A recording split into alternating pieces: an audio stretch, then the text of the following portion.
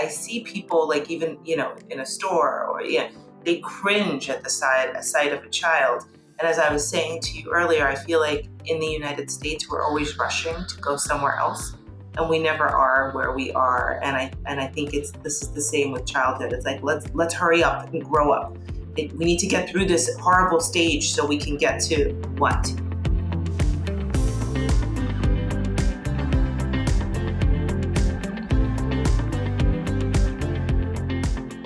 Hey, Joyful Warriors, Tiffany Justice here with Moms for Liberty, and I'm joined by a guest that I've had on the Joyful Warrior podcast before. In fact, I spoke first to Natalya Murakhver in December of 2021. You can follow Natalya on Twitter, Apple to Zucchini. She is a mom of 2 children, I believe, and if I remember correctly, yep, I think then when we were chatting, they were, I want to say maybe 11 and 6. Does that sound about right? 7, yeah, close enough. Okay. And so now we're 2 years later. We're going to chat a little bit about New York City, how the kids are doing. School's about to start there, and then we're going to chat. And I'd really like to start talking with you, Natalya, about something you and I both have concerns about. And that is the fact that it seems like right now in America, we treat adults like children, with safe spaces and, words that can't be said and conversations that can't be had. But then with kids, everything's, fair game. It's like we treat kids like adults and we're rushing them through childhood, as you've shared with me. So welcome to the Joyful Warrior podcast. And you are a true champion for kids. So we're excited to talk with you this morning. Thank you. So are you. Thank you. Thank you. So what's going on? Are you guys ready for schools in New York City? No masks this year yet, right? No mask mandates. Okay. That does not mean no masks, because we still have a population that is captivated by the New York Times fear machine. And so you see tiny tots who are wearing masks outside, inside, all day, children whose faces we've never seen. I actually just got a text from a friend up in Northampton, Massachusetts, who was just bereft because school just started and she had a family over for coffee, and they brought their children with them. Everybody was wearing cloth masks. The 3-year-old was wearing a cloth mask, and the mother was giving her bites of muffin between pulling down her mask in August 2023. And my friend said, what do I do here? This is never ending. Man, I mean, the cloth masks especially, right? I went back and I listened to the podcast that you and I did in 2021, right before 2022 started. Masking was still being required in all of the New York City public schools. And I listened as you shared with me that there were kids who were literally masked from the moment they got up, and that they would be walking down the street outside, and then they would go to school and be in school until maybe 5, 6 o'clock in aftercare. And they were forced to wear a mask that entire time. And we've talked before about children are very compliant and they follow directions. The cloth masks never worked. There was never any evidence that the cloth mask worked. So for me to hear that there are cloth masks being worn still in 2023 is just shocking. My daughter's best friend has been wearing a mask in school. She's the last child in the class to wear a mask. They're 9 years old. They're going to be in 4th grade this year. I've tried to talk to the parent, who's a lovely, wonderful, kind human. And, I just said, it's time. I mean, look around. Everybody's okay. Nobody's died. Nobody's had severe illness. Let her go to school without a mask. And she said, but she's not vaccinated. I just saw a commercial by the American Academy of Pediatrics encouraging childhood vaccination for COVID. And one of the things that we very much saw right away with COVID, and we'll talk a little bit about Europe too, because schools were open in Europe. Schools, as I told you in Florida, we had school districts that were forcing masks, and then we had school districts that were not. And we were not seeing any difference in transmission in those schools. And we know that kids, by and large, were unaffected by COVID. They would get sick, but they would get better right? And I know that your background is in health and nutrition. Yeah. And we've talked a little bit before about kids need to be exposed to different things, right? They need to move, they need to be eat healthy food, but they also, the exposure to different pathogens and getting better is good for them.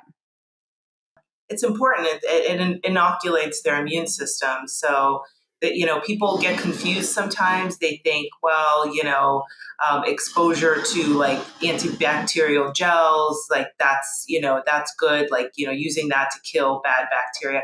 None of it is good. Like they should be spending as much time as possible outside, playing in the dirt, swimming, climbing trees, taking manageable risks, the kinds of risks your grandparents took. And by the way, I think that one of the things, and we can talk about this later, is Michael Pollan has talked about how it's important to eat foods that your grandparents would recognize. If you want to eat junk food like French fries, make them yourself. I mean, I know that's aspirational. Nobody lives that lifestyle anymore. Maybe the Amish, or the Orthodox. I mean, I'm not gonna lie. Every once in a while, McDonald's French fries make it We into all my do, mouth. and Yeah, there's no shame in it. I guess it's aspirational. It's a good thing to sure. keep that as a north star. Like it kind of keeps you always coming back to the middle. But the things that our grandparents did, like the knowledge that our grandparents had about what were healthy and unhealthy exposures, are kind of the things that are still true for our children today. But we've created an environment where we're afraid to expose them. Germs are bad. Like it's a complete misunderstanding of how our bodies work.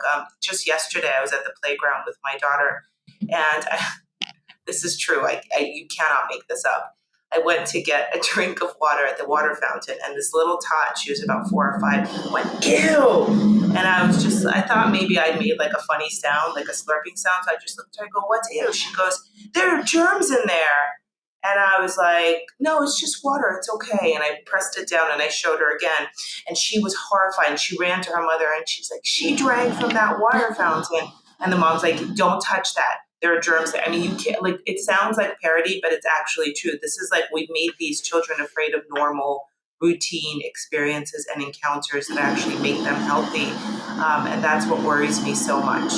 I So I also know. have I also Yep. have a child with food allergies, so Okay. I have this unique understanding of this because part of the reason for the rise of food allergies is the increased exposures to, or this is the theory, right? We don't know for sure, but one of the contributors is increased exposures to chemicals and antibiotics that modify our immune system, and also a decreased exposure to farm animals and dirt, and a smaller nuclear family with just like one kid, or two kids, as opposed to like a family of seven where everybody's on top of each other and helping each other develop I always I always think that's funny because I have 4 kids, and sometimes people will say to me, well, your kids are, at any given time there's a kid who might have a cold, or if there's something that comes in the house, everybody, it kind of cycles through everybody. So people will sometimes say, it seems like you always have a kid who's sick. I'm like, it's just normal. They play sports, they hang out with their friends all the time. They get sick sometimes, but they're healthy kids and they get better. And in general, we don't do a lot of medication. We drink a lot of fluids and we try to eat in a healthy manner. So for moms who are listening right now and they would like some tips about helping their children to develop healthy eating habits, I know that's something that's you're very passionate about. So can you help give us a few tips about how to encourage your children to have a healthy, balanced diet? Yeah, I mean, I think eating at home and together is probably one of the most important things. Cooking together whenever possible. Looking at the manufactured goods and seeing how they package things and how they make things appealing by, putting in like colorful colors. I mean, you could do the same thing on a platter of fruit. Like I'll arrange watermelon, grapes, things that like contrasting pretty colors, fresh, beautiful fruit. And I have to say, like, if my kids have friends over, that would be the first thing to go. And in fact, we had an end of year party for my last year third grader, and I suggested that we make fruit skewers. And she was like, nobody's going to eat them. And I said, those are going to be the first things eaten, not the chocolate muffins, not the croissants, the fruit skewers. And they were gone within 10 minutes. I said, Yeah. look, it was just pretty watermelon, pineapple, a grape, a strawberry. Kids want this stuff. You just need to give it to them and package it and make sure it's fresh and good, and try to cook together. Anything you make at home is going to be better than anything that's packaged. So, And kids love to don't cook. I kids mean, love they to cook really and do chop love to cook and chop. and chop. They like to be a little messy. And so I always know when the kids help me cook, it's going to get a little interesting, right? When the tomatoes get Yeah. opened or whatever it is, it's going to happen. We make tomato sauce and meatballs together, but they love to get their hands in there and they love to, you know, they love to explore. And then they really have a sense of pride in eating the food that they make. Yeah. Right. And then Yeah. sharing that with others. So I think that's a great idea. And don't be afraid of salt, and don't be afraid of olive oil or spices. Like, these things are not necessarily part of our culture, but we need to bring them back. Like, for me, there's no such thing as too much olive oil. We use grass-fed butter. We use things that don't have a long list of ingredients. And as long as you do that, you don't need to judge yourself. Like, it doesn't mean you have to be perfect. Don't make your kids feel ashamed of the fact that they eat Takis here and there. Just try to keep bringing it Ugh. back to the middle. Takis. I'm not a Taki fan. I don't get it. I don't like it. Every time they want to get them, they're like, "Here, mom, have one," because I think it's funny. I think it just like burns my taste buds or something. It just, Yeah. and I'm Italian, so I'm right there with you with the olive oil. I love olive oil. I've grown up, using olive oil to cook with all the time, and on bread and different things. So we're big olive oil fans. So you did But some there's been so much bad messaging. My husband's mother lives in the UK, and she's got these big vats of canola oil and vegetable oil. And I bring in like big dark bottles of olive oil because you don't want it to be exposed to light because it goes rancid. Yeah. And she's like, "We can't cook with that." And I'm like, "No, you have to. You need to use the real stuff, like the canola oil. That's all like part of your culture. Like, it was a cheap oil that you guys have had for many years and are used to, but you do need to make a change. This is the healthier way to go." So olive oil moms, if you're listening, don't be afraid to cook with olive oil. You really can use it for a lot of things, including baking, to be honest with you. They have Mhm. milder versions of it that don't have like a strong, robust olive flavor. So you're right. I use olive oil in my home primarily as well. So that's a Coconut great oil, butter, suggestion. and Coconut oil, coconut yeah. oil. Yeah. Awesome. Avocado oil. Awesome. So you just said your husband's mom lives in the UK. I think you did some traveling this summer. So are you seeing any differences between kids in America, right, coming out of COVID, and just kind of Americans in general versus the different places that you were able to travel? Yeah, I think that there's a reverence for families in other countries. I know England. I mean, we spent a lot of time in England because my husband's English, and my sister-in-law and her children are there as well.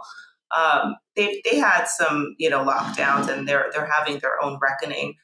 But there is a reverence for children that does not exist in this country.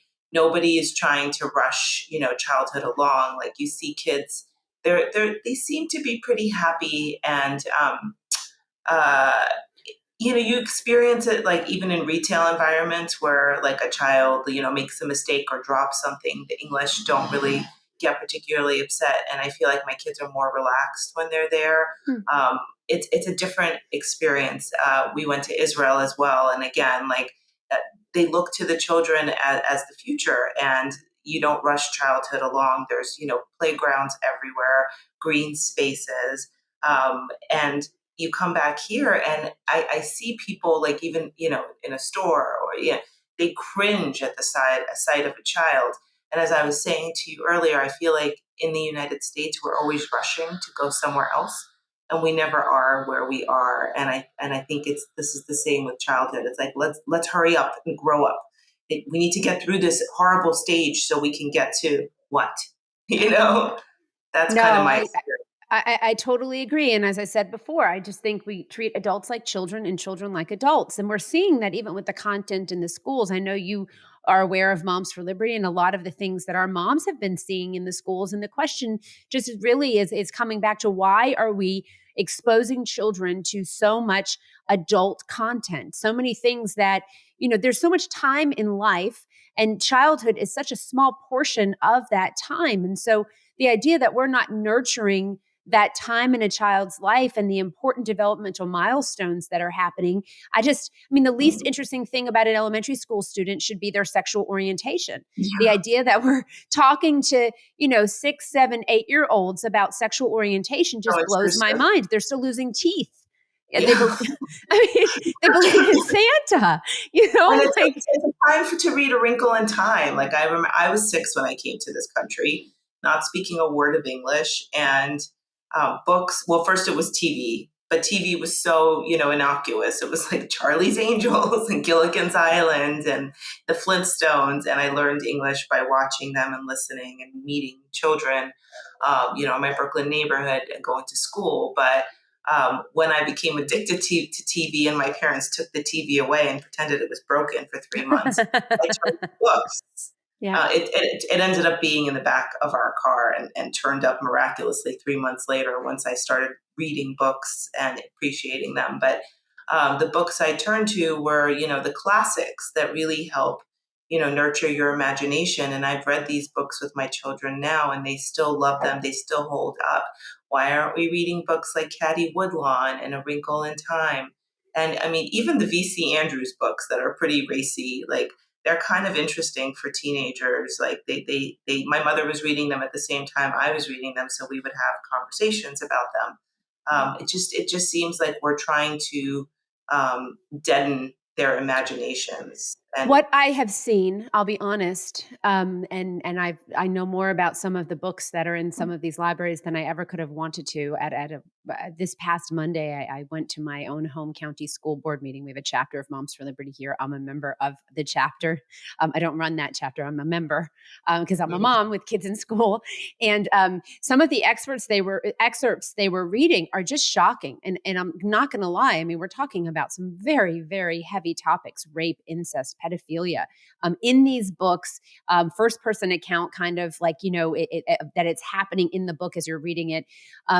And it's shocking to me that that's the type of content. But then I have to be honest, I go back and I look at some of the authors, and Natalya, these authors have experienced adverse childhood experiences. A lot of the times they're writing these books as some cathartic way to deal with that trauma they've experienced in their lives. But the question really is, does every child need trauma-informed care? If one child is abused, do the other children need to have an in-depth understanding of that abuse? And I have to, you have to ask yourself, why would you want to do that? Why are we not safeguarding the children and trying to help the abuse from not happening to begin with? It's hard to understand right now.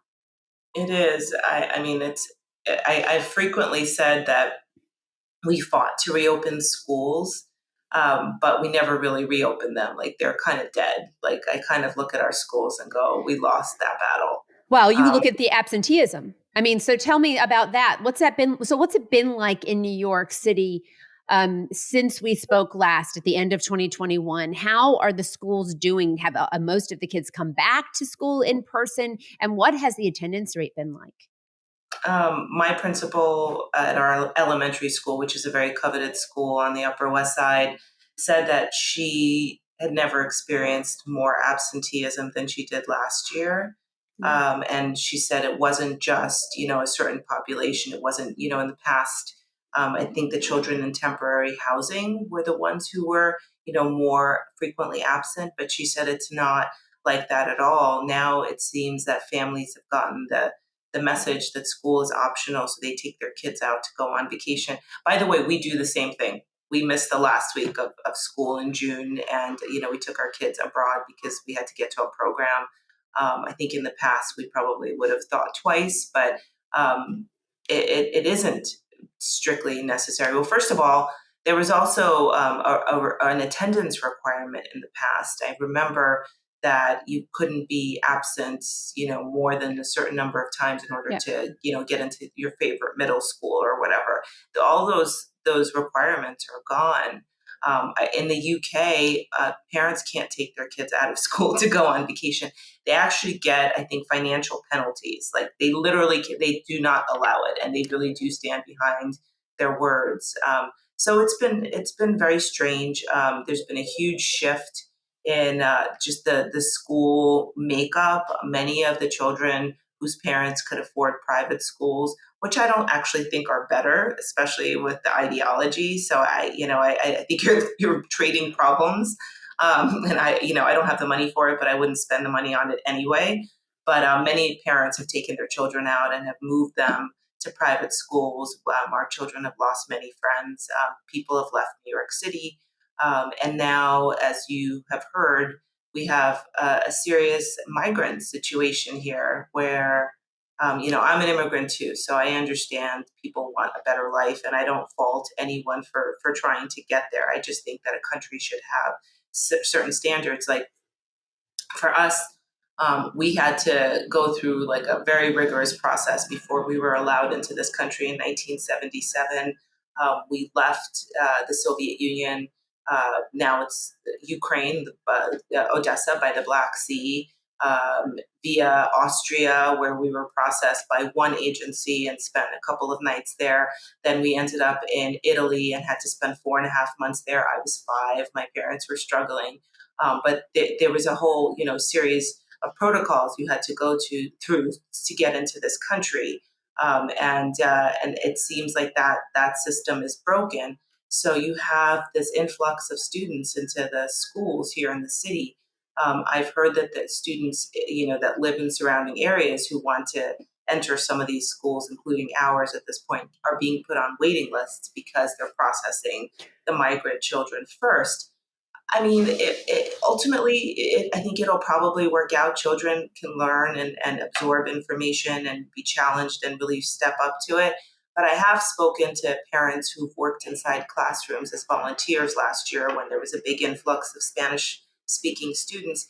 And one thing that really stood out to me was that they were saying that some of these children not only didn't speak English, but didn't know how to hold a pen Yeah. and had never really been inside a classroom before. Like my friend Isabel had taken a child to the water fountain, and the child didn't even know what to do. So there's a steep learning curve.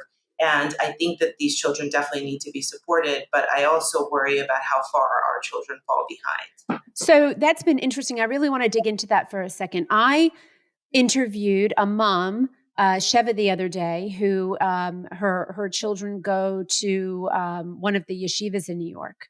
Mhm. And the New York City Department of Education had recently issued a report that said 26 of the 28 yeshivas were not meeting what they felt were the minimum standards for learning that needed to happen. And this mom was saying, who gets to define what success looks like for a child in life?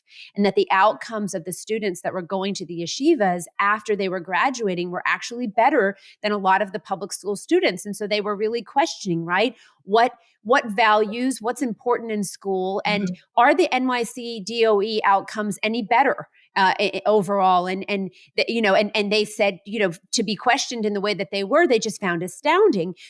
So let's talk and dig in about New York City schools or New York City in general. You're right. I've been, all of us across the nation have been watching as we have this migrant crisis, this influx of people coming into the United States looking for a better life. And who can blame them? I understand that. I think, it just shows that America still is a beacon of light for the rest of the world.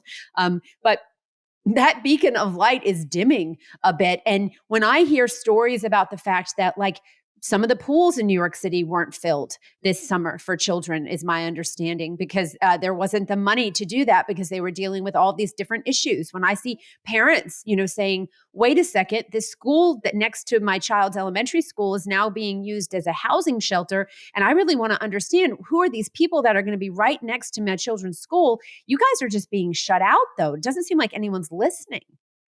They're not. And, in the spring of last year, they were putting my single adult migrants in school gyms, specifically, in underserved neighborhoods like Coney Island.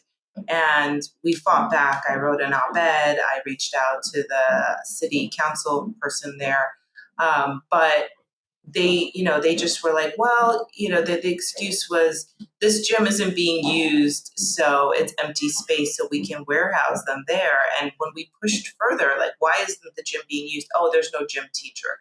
Oh So my instead gosh. of fixing the problem they have, I mean, these are, I haven't been to the school, but I assume that many of these children have weight issues and have predispositions that would actually make them more severely impacted by COVID or any other, communicable disease, because chronic disease makes you more, vulnerable.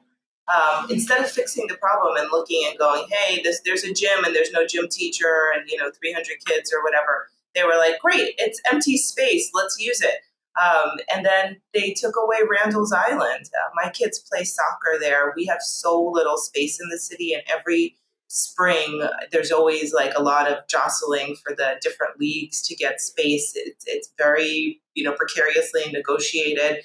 They took away the space and built tent cities that seem to be fairly permanent in the only kids space we had. We have governor's eye. I mean, if you're going to do it, I don't think it should have been done. They acted as though it was inevitable. We have a humanitarian crisis at our feet. And I'm like, no, you brought that. You brought that into our city. Not every city accepted this. And why are we bringing more people into one of the most densely packed cities that has no green spaces for children, and taking away the few that we have? And by the way, Central Park has not been used because I guess the affluent people on the upper east and upper west side use it and enjoy it, so they didn't want to take it away from Isn't that them. nice? Isn't that nice? That so the children's space, the green space where the children would be able to go and exercise and play soccer and do all of the things that they do with the different sports leagues. That's what's taken.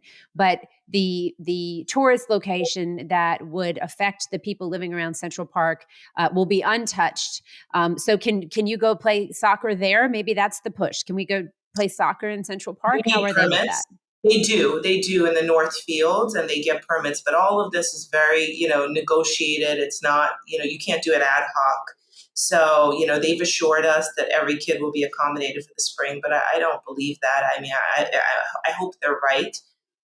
But there's every excuse about why they couldn't take this place or that place. But it just seems like the kids' spaces are the first to go. And community centers. I know that in Sunset Park, where you have a heavy low income Asian and Latino community, they took away their community centers. We don't care about the old, and we don't care about the young. Mm. I don't know what we really care about. I mean, I've listened to Nicole Maliatakis talking about, who I think is wonderful, talking about the fact that many of these new immigrants are going to have voting rights, and I just wonder if this is all a plan to make sure that the current the really deficient administration gets reelected. Yeah, I think it is. I'm not going to lie to you. I mean, it feels like that, as we watch our children get older, year by year by year, 6 to 7 is different than 36 to 37. I say it. I'll say it a million times so that people understand there are important developmental milestones that happen for children, and it just doesn't feel like anyone in the United States, certainly in government right now, really gives a hoot about that. So we fought like hell to get masks off of kids. I know you did. I did. I knew during COVID, Tina and I felt very, very strongly that Florida was going to be very important in order to be able to lead the nation forward. And we had the opportunity to be able to lay the groundwork to push back and to say it doesn't have to be like this, like it is in New York or Oregon or Washington or Michigan or Illinois, right? But I'm reading the news right now and I'm watching as there is COVID again, right? And now I'm watching as some of the universities, which still some of them have vaccine mandates, right? Yes, Are are they do. are bringing masks back. A question, Natalya. I know for a time parents were not allowed to visit New York City schools if they were not vaccinated. What's the status of parents being able to visit schools right now in New York? As of last year, I can't remember, sometime in the fall, I think they did away with all of that. I think there's still schools at times where they enforce that kind of thing because people don't always know what the rules are. But generally, parents can go into Okay. schools. Are they welcome? I mean, it changed everything. Our parent teacher conferences are still by default online. Why? That's I think it's a union negotiated contract. Oh, that's nice. That's Yeah. nice. So Yeah. now you can request an in-person meeting with your teacher, but I'm not sure how happy the teacher will be to do that one in-person meeting when everybody else has said that they're okay with them being in their pajamas at home. I think that that's an opportunity for you to make an adversary of your teacher. Yeah. It's complicated. And last year, I think you could do that last year too. And we actually asked for my older daughter's IEP meeting to be in person in September at her middle school. And I remember when we went in to meet with the counselors and the psychologist, and the psychologist was slightly older, probably in her 60s, and she was wearing a mask and she was kind of keeping her distance and said, I'm fine with this meeting. The school year has just started, but I'm just going to sit here while you guys sit there. I was like, fine. And as the meeting went on, she took off her mask and got closer. And it was a really great, productive meeting. And at the end, she said, I'm so glad that you requested that this meeting be in person Oh, because you good. really made a difference. And I really appreciated the opportunity to speak to you all and meet in person.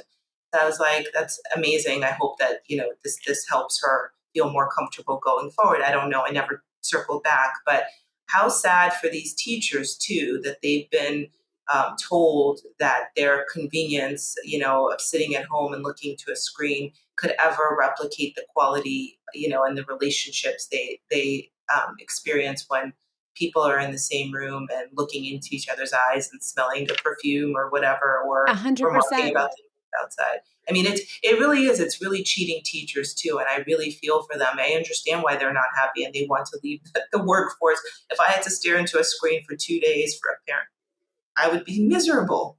Yeah, and to be honest, parents, if you're listening to this, request the in-person meeting. There's no way that you can possibly really build the relationships that you need to, especially with an individualized education plan, right? When if you have a child that's struggling with different challenges and you're working as a team, you're an important part of that team as a parent, and you need to be there in person and build those relationships. And Natalya, we tell moms all the time and dads, the first step when your kids are going back to school, go into school and meet the teacher, build that Mhm. relationship, right? Let them know that you are active and involved and you love your child, and that your child can come to you with any issue that they are ever dealing with. And you want the teacher to know that. And I think just setting that baseline and creating those relationships is really one of the most important things that we can do as parents, and partners with the school system. Moms for Liberty sometimes gets a bad rap. They try to say, oh, you want to destroy public education.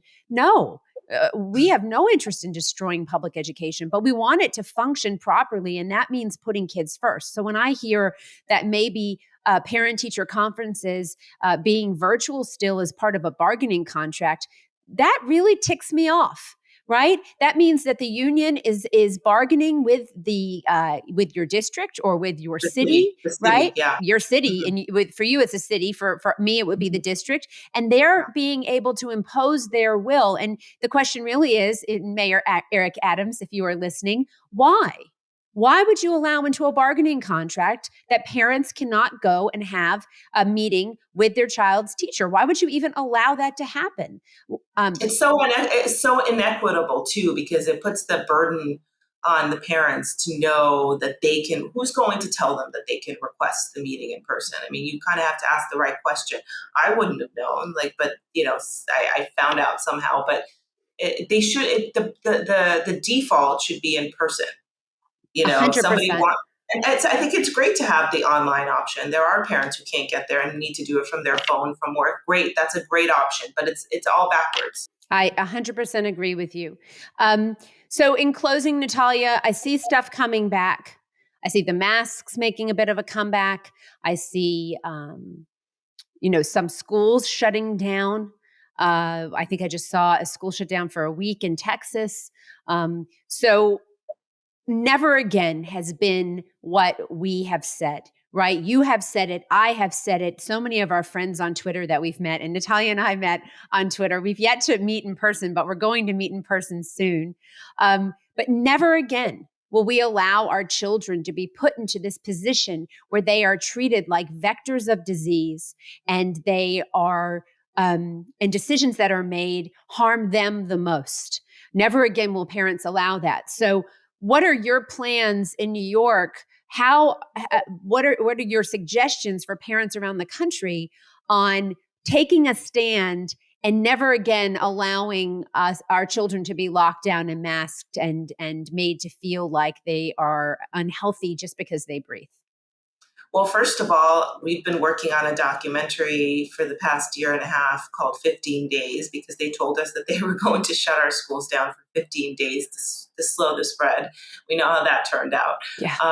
But I think the first thing for me has always been to not let them rewrite history. And you see them doing it all the time on social media. Thankfully, there are fact checks now, but you don't really have that like for the New York Times, in print or whatever. But the documentary is something that we've been working on very, very hard over the Good. past year and a half, and looking forward to interviewing you for it as well and Yep. talking about your story. But I think that parents really need to go into their schools and get to know their administration and try to, no matter how adversarial they may feel, try to turn the situation around Yeah. because ultimately we all need a good relationship. Nobody wants to hate their jobs. Yeah. I try to talk to checkout clerks at stores whenever possible. The more upset and miserable they look, the more effort I put into trying to talk to them because who wants somebody to be miserable in their job when they're spending most of their life doing it? It's true. So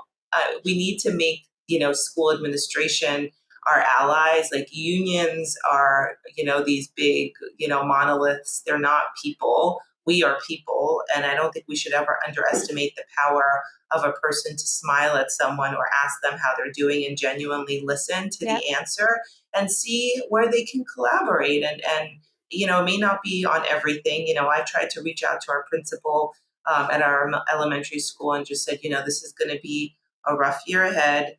Here's what I kind of see coming. How can I support you? That's great.